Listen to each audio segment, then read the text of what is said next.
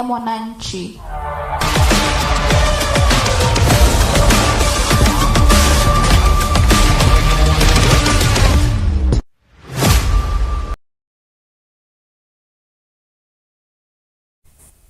Good morning and welcome to Simba Nest Radio, Sauti ya Mwananchi. Welcome to today's Chambua Magazeti show. I'm your host Jane. Karibu kwenye Chambua Magazeti na Simba Nest Radio.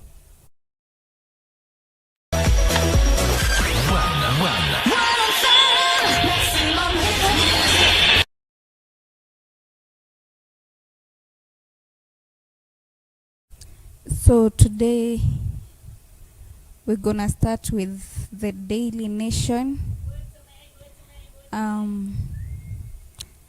And let's see what Daily Nation is saying today.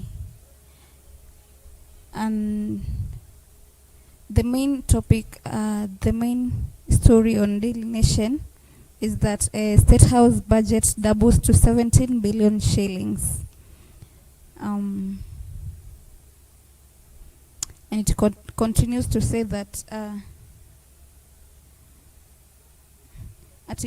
it says that we need an amendment to the Public Finance Management Act to provide clarity on expenditures under Article 223 of the Constitution as currently structured.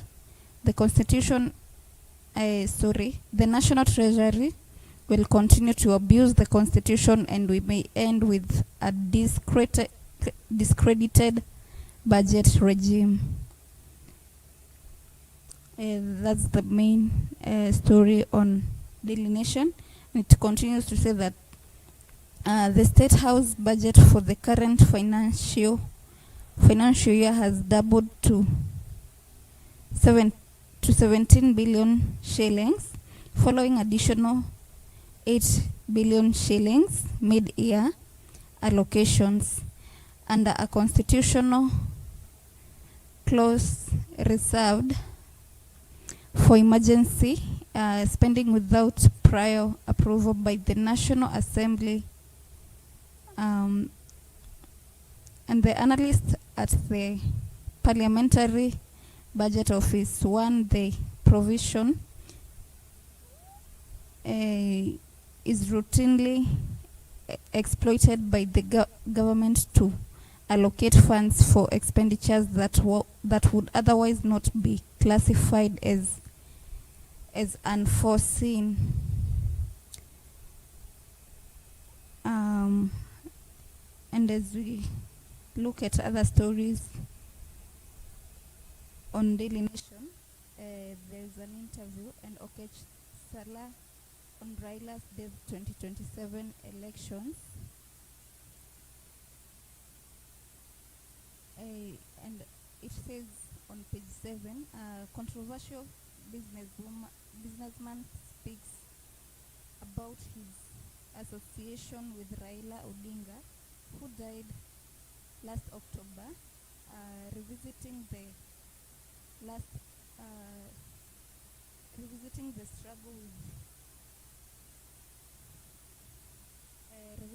struggle with illness, concerns about the cause of his death, and the ODM leader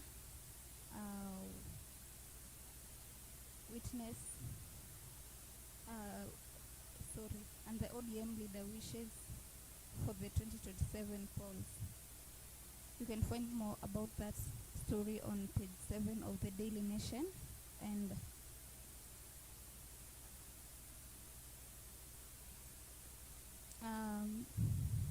also on Daily Nation, there is The Voice, Give to Gain, and about the health. Teachers threaten strikes over shower walls. And on page 10 you can find more about this story, and it says the Kenya Union of Post-Primary Education Teachers has told the Social Health Authority management to address their members' grievances within 7 days or brace for tutors strike. Ni walimu wanatishia kugoma iwapo management ya SHA haitaweza kusikiza madai ya wananchi. And also on Daily Nation,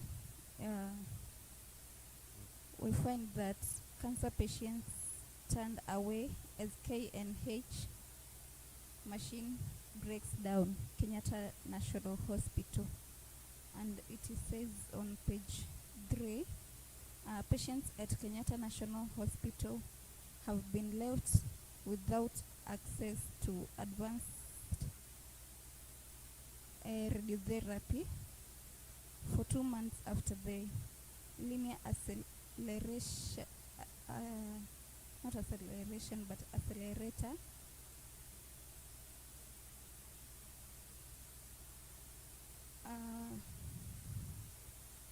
known as the Linac machine broke down.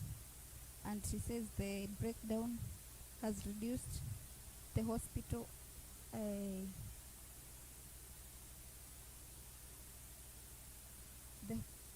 the hospital's insolology or capacity by half, and Kenyatta National Hospital ordinarily attends to about 100 cancer patients every day. You can find more about this story on page 3 of the Daily Nation. And on page 8 of the Daily Nation, it says that court allows police drug raids without warrants. Well, not a bad thing. It continues to say, police officers can lawfully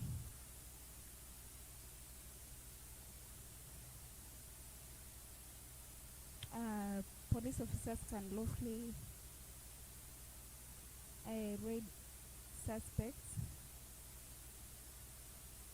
and contact them without court warrants. That is on page 7 of the Daily Nation. And the next newspaper that we're gonna look today is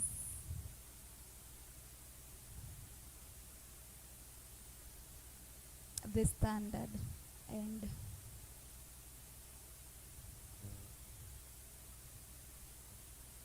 The Standard says waiting for deaths.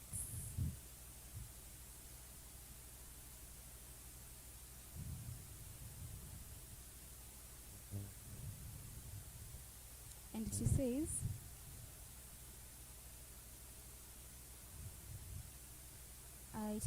do we really care? Do we really care about what? Let's see what it continues to say. And it continues to say that warnings have been issued,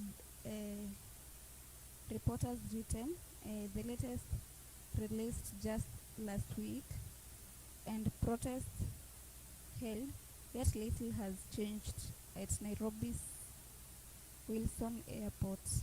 Crumbling runways, falling rescue systems, skyscrapers creeping into night paths, and political interference have left the busy air hub dangerously exposed.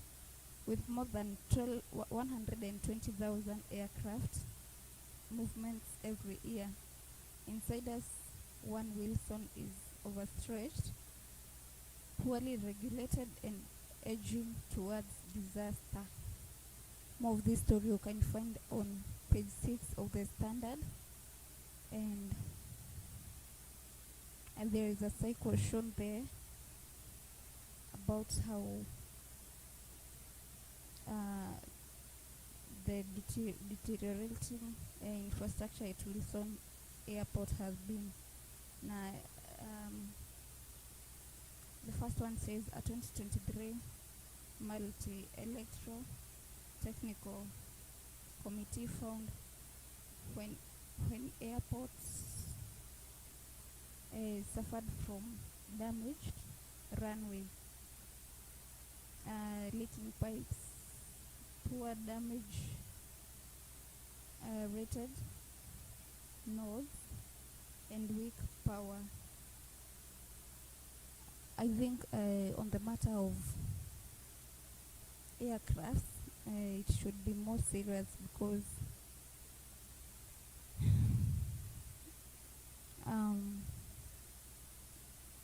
many people use aircraft, and the deaths do not leave just damage; they leave deaths, and the standard also shows that there was a time when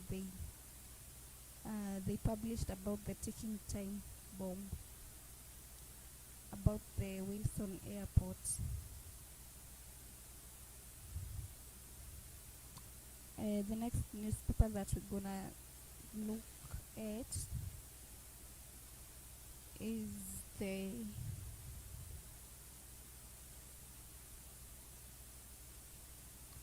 Star. After a short break.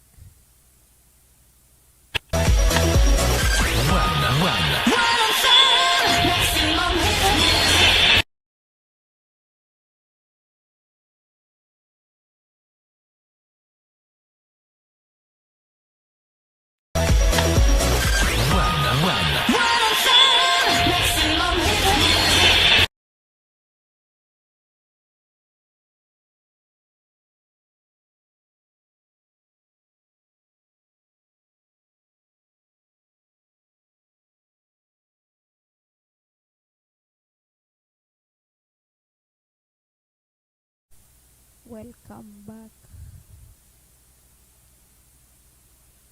This is Chambua Magazeti show, and you are listening to Simba Nest Radio, Sauti ya Mwananchi.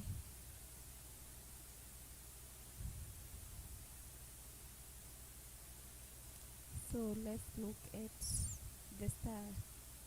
The Star says, regarding deal, is it a lifeline or a landmine for Sifuna camp? The story is on page 6 of the Star. Also, there's another story about Duale on Shah reforms, fraud crackdowns, cancer cover, digital health. Also on the Star newspaper. Let's see what the Nairobian is saying.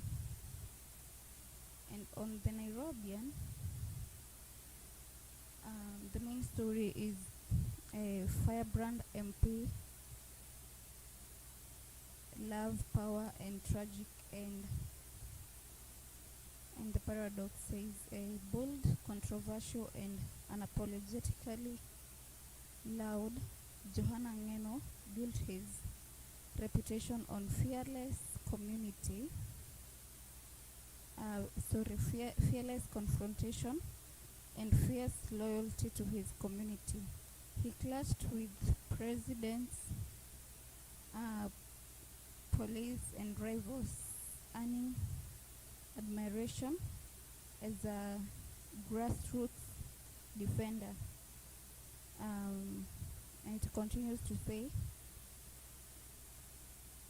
and criticism as a polarizing firebrand. But even in death, controversy trades him. Days before the fatal helicopter crash, Ngeno was filmed celebrating his wife's birthday in a tender family moment, now etched in tragedy. Online speculation over alleged secret romances and his high-profile marriage has only intensified debate around his legacy. You can find more about that story on page 4 and 5 of the Nairobian. Also on the Nairobian there is DNA bombshell. Billionaire politician secret's daughter and you can find that on page 7.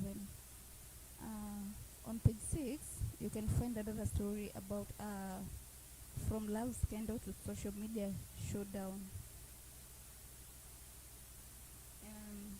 That is the Nairobian newspaper. Let's see, Taifa Leo. And Taifa Leo says, the main story is Ikulu isiyoshiba. Na inamaanisha vipi? Inasema kuwa bajeti ya Ikulu kwa mwaka wa kifedha 2025 and 2026 imepanda mara mbili kufikia 16.998 shillings billion. Baada ya kutengewa pesa zaidi katikati ya mwaka kutokana na matumizi bila idhini ya bunge. Na habari kamili ipo ukurasa wa pili wa Taifa Leo. Na pia habari zingine ambazo zilizoko ni kama Oburu akunja ngumi ODM. Kinara wa ODM aitisha mkutano wa wajumbe wenye agenda moja kumuidhinisha. Ipo ukurasa wa 3 wa Taifa Leo. Na kispoti, Arsenal FC yanusia taji la EPL. Inaendelea kusema kuwa Arsenal ilichukua udhibiti wa ligi kuu EPL baada ya kushinda Brighton na bao moja. Habari hiyo kamili utaipata ukurasa wa 20 wa gazeti la Taifa Leo. Na pia kwa vidokezo, inasema kuwa wizara ya kiri maambukizi ya mafua yamezidi. Na wizara ya afya imetangaza kuongezeka kwa maambukizi ya homa ya mafua katika maeneo mengi nchini. Habari kamili ipo ukurasa wa 3, na ukurasa wa pili utapata habari nyingine ambayo ni upinzani wakataa hazina. Inaendelea kusema kuwa upinzani unaonekana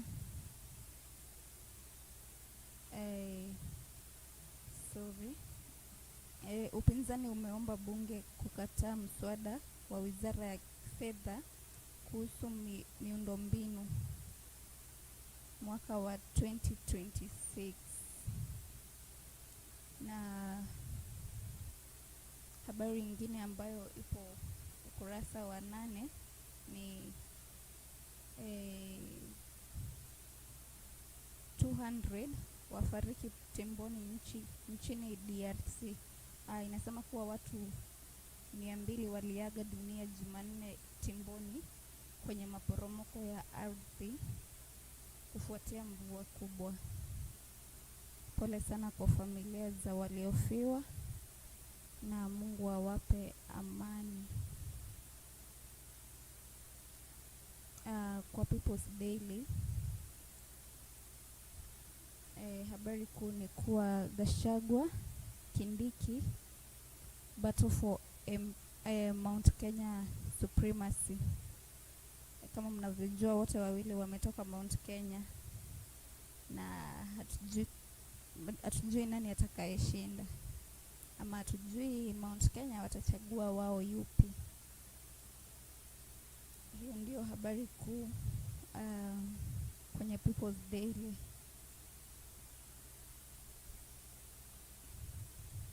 Na kwa Business Daily, let's see what Business Daily is. Inasema kuwa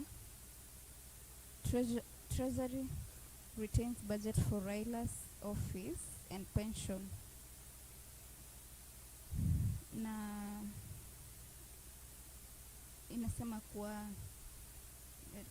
Kabumonge inasema kuwa the Treasury has kept the budget for the office of former Prime Minister Raila Odinga for the year to June in the revised national budget tabled in Parliament this week, nearly 5 months after the death of veteran opposition leader. It says budget documents tabled before lawmakers show the only amendment made to the vote is 5 million shillings in the year 2021. Another story that is on Business Daily is one of the highlights of the KPC IPO was Uganda's uptake of the near total allocation reserved for East Africa investors. You can read more about that on page 9 of the Business Daily.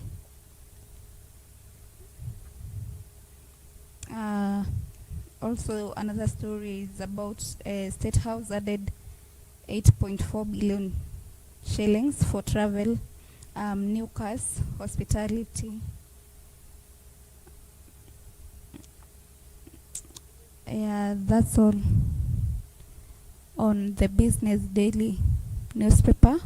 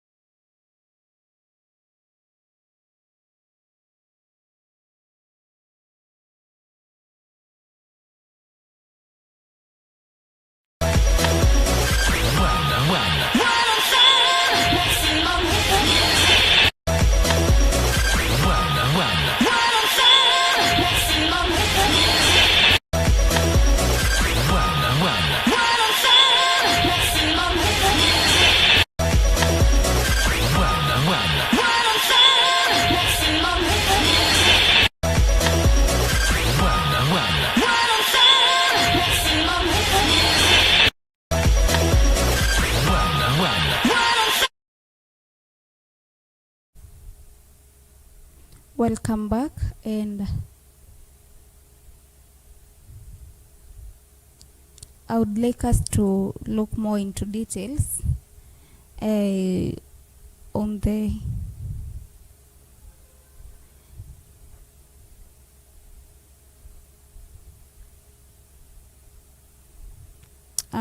this topic that we've seen, ambayo inaongelewa sana leo kwa magazeti yote, na inasema kuwa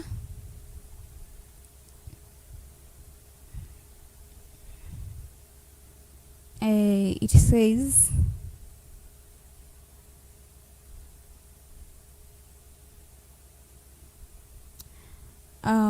State House budget doubles to 17 billion shillings. Tumeona kuwa imerudiwa mara nyingi kwa gazeti 3 au pia zaidi, na hili ni jambo la kushtua, maana imepanda kutoka 8 billion shillings to 17 billion, ambayo ni times 2, ni mara mbili ya ambavyo ilikuwa.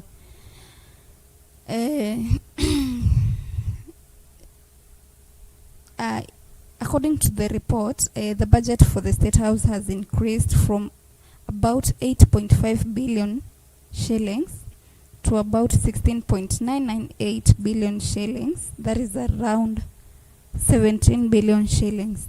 Now this means the government added about 8.42 billion shillings more during a supplementary budget. That was the media adjustment. So the amount of money allocated for State House operations has almost doubled. Okay, in an example, previous allocation was about 8.5 billion shillings, but the new allocation is about 17 billion shillings, and sio bure, inaongelewa kwenye magazeti yote ya leo. Na the reason why the budget increased is because of the travel expenses. The budget for local travel and transportation increased significantly. It rose from about 933 million shillings. Sijui kama tunaelewana. From 933 million shillings to about 2.1 billion. Wow. Wow. Msikilizaji, unasikiliza Simba Nest Radio, and you can send us your opinion about this matter on our WhatsApp number 0728 091 656 0728 091 656, and also on all social media platforms at Simba Nest Radio.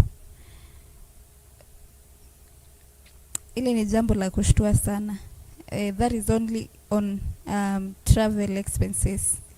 Kutoka 933 million shillings to 2.1 billion. And this includes the presidential tours around the country, government functions, meetings with leaders and citizens. All right.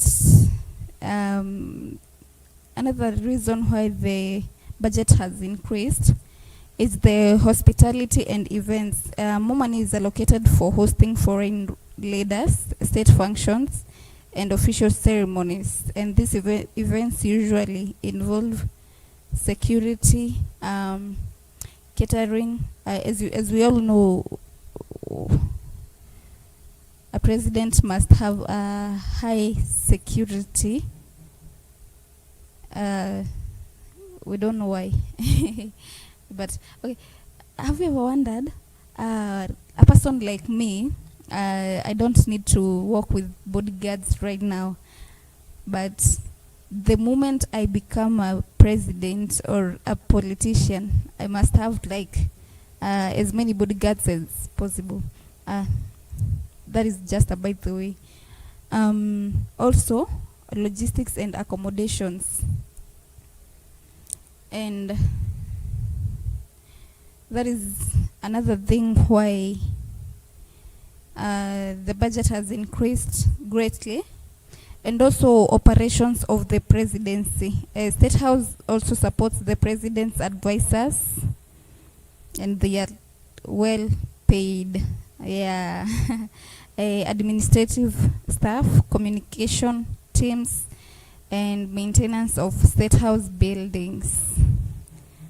Wow. State House must be neat and very well looking. And also, this cost increases when the government expands presidential activities.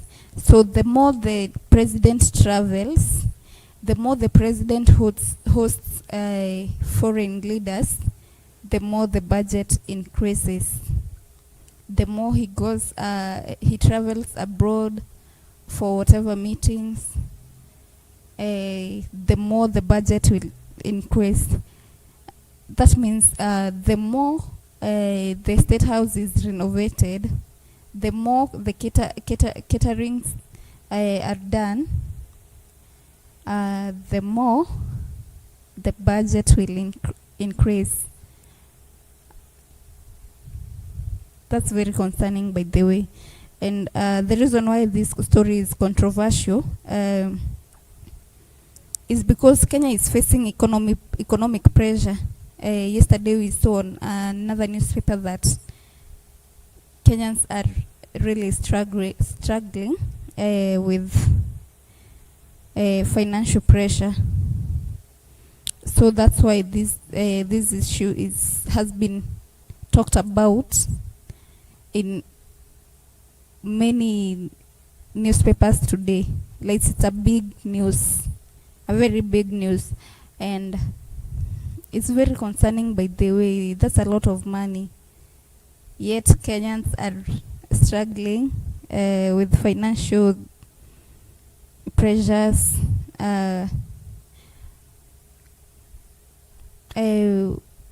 Many Kenyans are struggling with high cost of living, taxes. Yeah, as you all know, taxes have greatly increased, and also unemployment. We've seen the youth. They are saying that there is no employment, so they turn out. They turn out doing online businesses, whatever, those digital jobs. And so when the presidency budget increases sharply, some people question whether it is necessary. Is it necessary? What do you think? You are listening to Simba Nest Radio, and I'm your host Jane. We are looking into details about this topic on Daily Nation newspaper that says State House budget doubles to 17 billion shillings. It was initially 8.5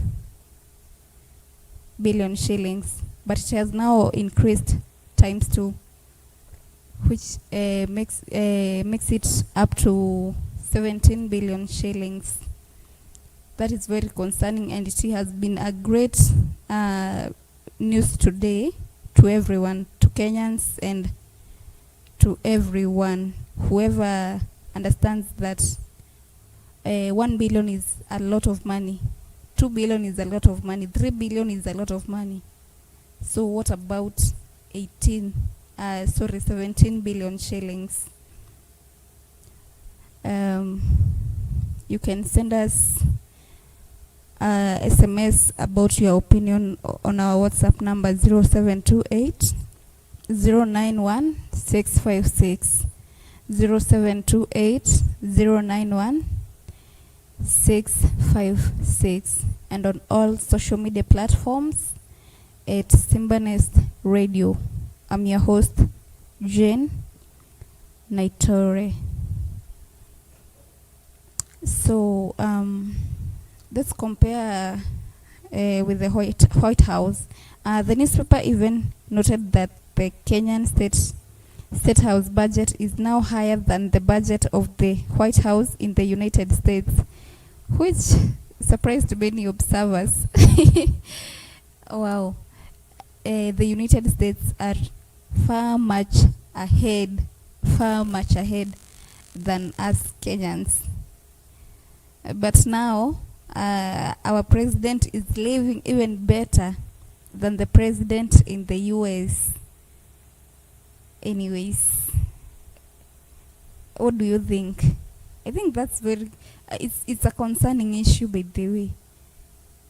I didn't realize it was this serious.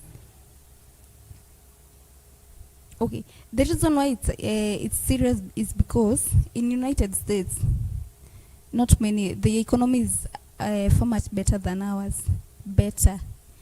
Far much better than ours. But right now our president is living even better than the United States president.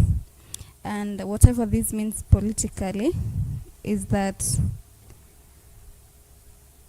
it increases debate in parliament, criticism from opposition leaders, and questions from taxpayers about government spendings.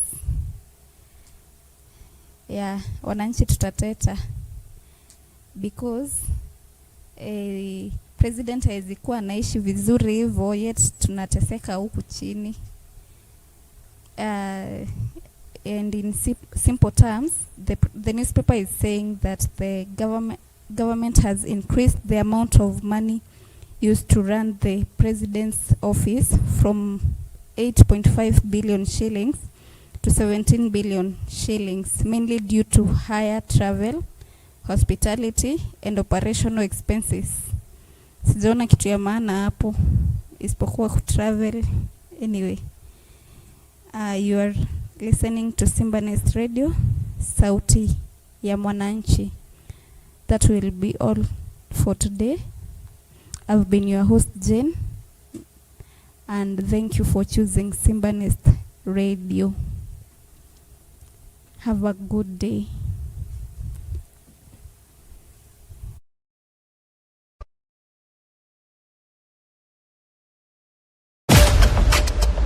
Simba Nest Radio, sauti ya mwananchi.